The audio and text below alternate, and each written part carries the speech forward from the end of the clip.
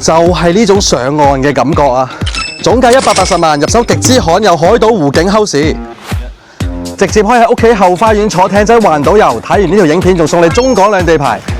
Hi， 大家好 ，Coton 咧今日要帶大家睇一套珠海後花園隱世秘境莊園。項目自帶中港直通巴返香港，返到珠海關口都係40分鐘。成個樓盤都建造喺海邊紅樹林濕地，背靠5A 級自然保護山脈，真正集山湖海全林5大天然元素於一身。世界著名設計師傾力打造過億園林，配套包括有新月碼頭、網紅攝影基地、精靈樂園、星級餐廳、5000平方米 Clubhouse 會所等等，多到你數唔晒。成間別墅實用率高達300%，一入到嚟前花園全贈送面積已經有100個平方，足足有成8米長、5米闊嘅迎賓大廳，盡顯氣派。最驚喜就莫過於呢一個後花園啦。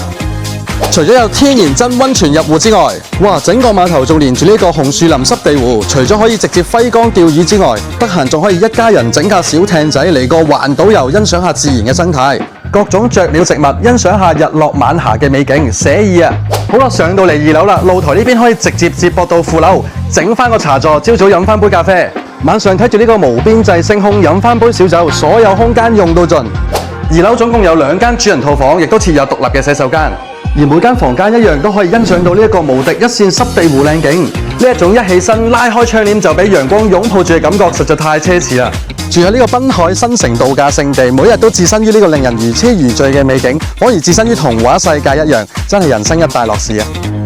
呢一個先係各位香港朋友值得擁有嘅居住度假生活。望到湖景嘅靚單位，最後得翻3套啦，曇花一現，成家仲送你中港兩地牌，仲唔快啲 WhatsApp 翻個 Coton 約翻個時間帶睇樓。